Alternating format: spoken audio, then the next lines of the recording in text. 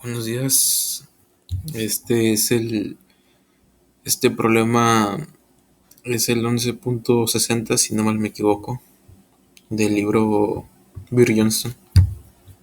Dice así: un bloque de aluminio de 2 kilogramos y un bloque de cobre de 6 kilogramos se conectan mediante una cuerda ligera sobre una polea sin fricción.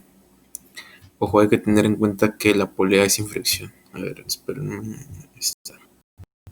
La polea es sin fricción, o sea, esta polea se asientan sobre una superficie de acero, como se muestra en la figura P.5.60, que es esta figura, esta de aquí, este sistema, donde el ángulo de inclinación de, de esta rampa es de 30 grados, o sea, cuando se liberan desde el reposo. Aquí dice la pregunta: cuando se liberan desde el reposo, ¿comenzarán a moverse?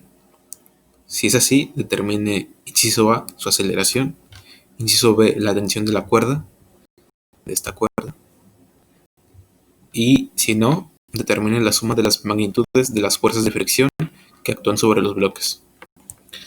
Ok, antes que nada, debemos, en este caso no sabemos si el sistema se está moviendo o si no se está moviendo, pues de hecho es un tema a resolver.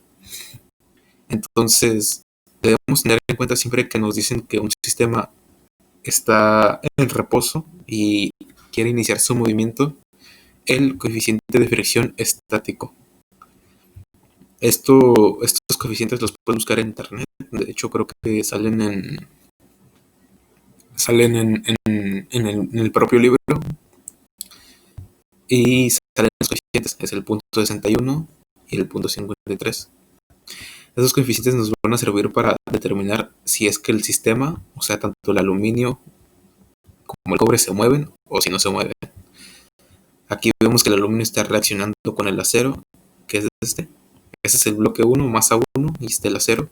Y esa es la masa 2 del cobre y el acero.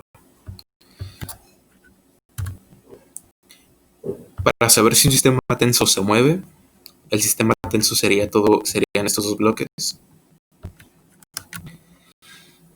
Debemos primero calcular la fuerza de fricción que éste va a tener ante una fuerza externa.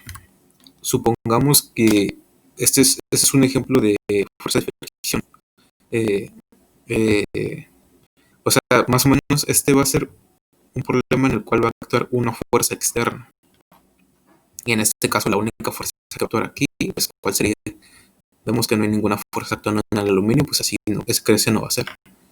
Entonces vemos que la única fuerza que actúa sobre este sistema es la fuerza de gravedad que ejerce eh, la gravedad sobre el cobre. Usamos como sistema a sus bloques, ya que están unidos por una cuerda. A eso se lo considera un sistema. Son los cuerpos, actúan de manera conjunta. Dice, en este caso el sistema sería la ligadura del cobre y el aluminio, como ya les mencioné. La fuerza de fricción sería la suma de los coeficientes por la normal del aluminio y cobre sobre el acero respectivamente.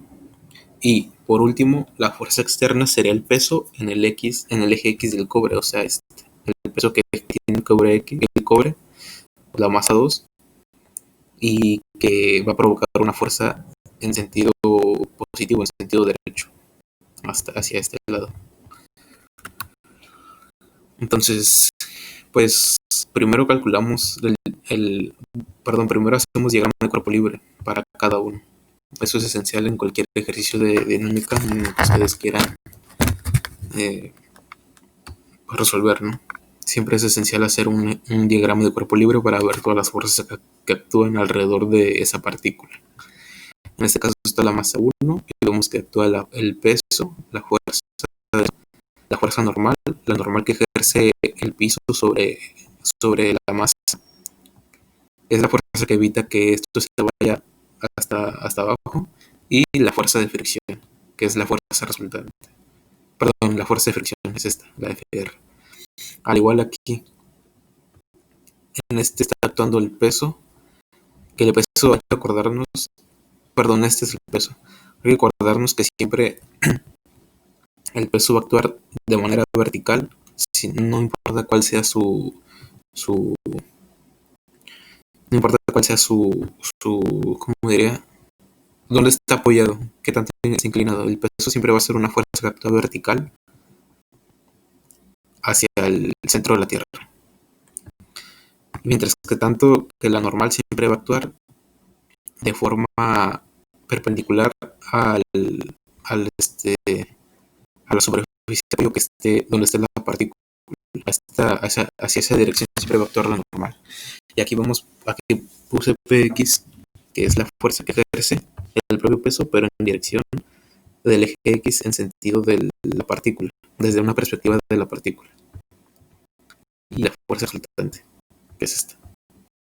Esa fuerza resultante la deducimos nosotros analizando el problema. O sea, la fuerza resultante siempre va a ser una fuerza de fricción siempre va a ser una fuerza que va a ir en sentido contrario al movimiento que ejerce una partícula X.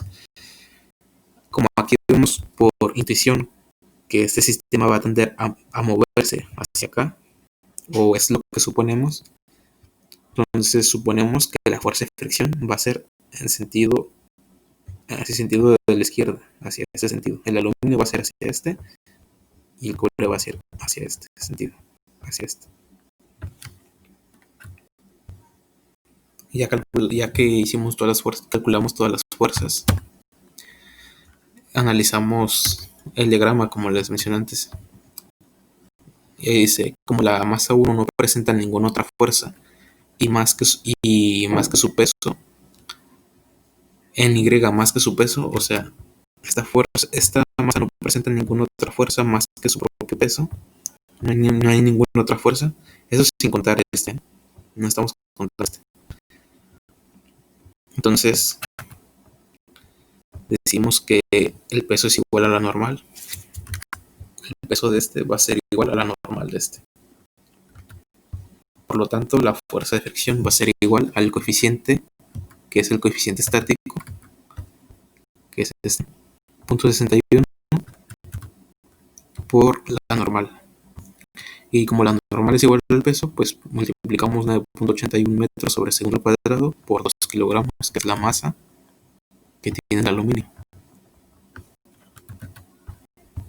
Nos queda 11.97 newtons. Y ahora volviendo a este diagrama de la masa 2, dice, en este caso, el peso Y es igual a la normal, ya que está sobre un plano inclinado.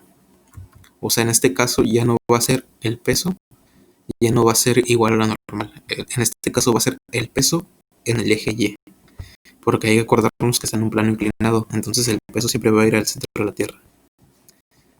Y en este caso, la normal siempre va a actuar en sentido perpendicular a donde está la superficie de apoyo, que es la normal, y este es el peso en Y, en el eje Y. Este es el peso en el eje X, este es en el eje Y.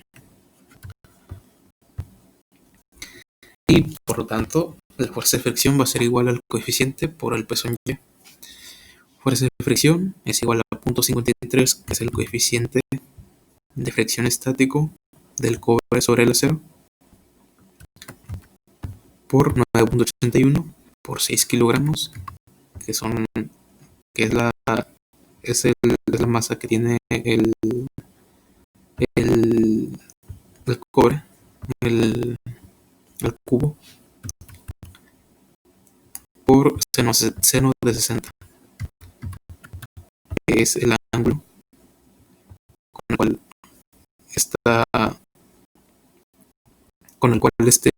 es el ángulo con el cual se saca la fuerza del peso en el eje Y, porque este es el peso, esta es la fuerza del peso.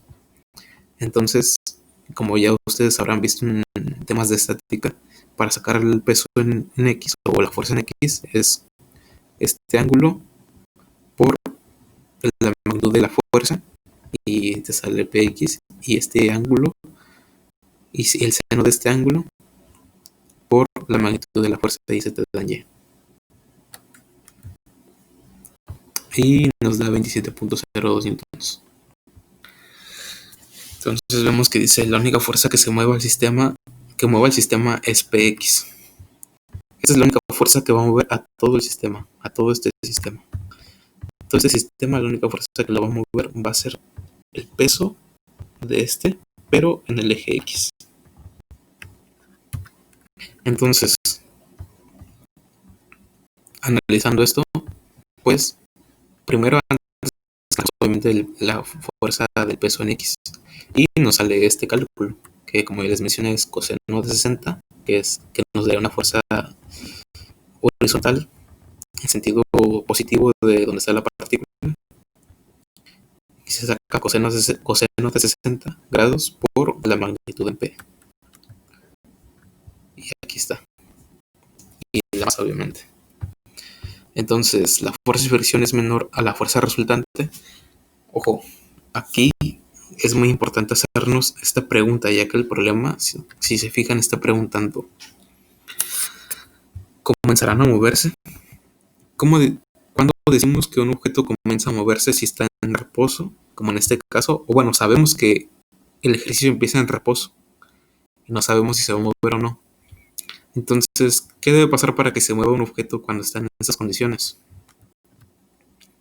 Pues la fuerza, para que un objeto se mueva, la fuerza resultante que actúa en este sistema, o sea, como en este caso la única fuerza que está actuando en este sistema es la del cobre, entonces decimos que la fuerza que ejerce el peso del cobre debe ser mayor que la fuerza de fricción resultante de los dos bloques.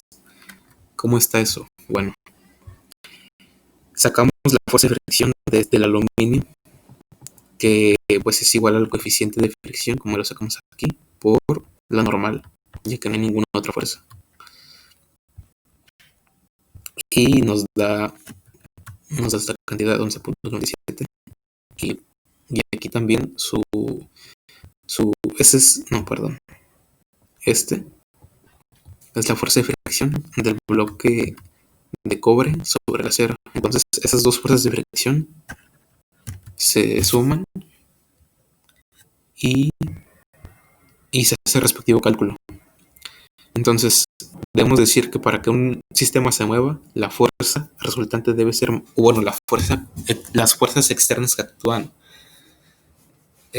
afectando la partícula, la estabilidad de la partícula debe ser mayor que su propia fuerza de fricción, que su fuerza de reacción, perdón. Bueno, es casi lo mismo. Entonces aquí sumamos estas dos fuerzas, esta y esta, y nos da que es menor nos debe dar menor a la fuerza del peso en X, que es la única fuerza que está ayudando a mover el sistema.